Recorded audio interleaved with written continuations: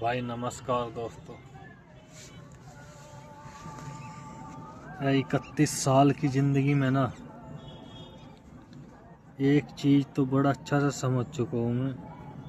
अगर कुछ कमाना है ना तो पैसा कमाओ, अपनी पूरी ज़िंदगी पैसा कमाने में लगा दो। इतना पैसा कमाओ कभी कोई सड़ो ना आँख दिखा सके, ना आपके पर्सनल लाइफ में फालतू बोल सके, कोई कमेंट नहीं कर सके, कोई कहीं के काम ना आए। अगर आगे जाकर काम आएगा तो पैसा काम आएगा।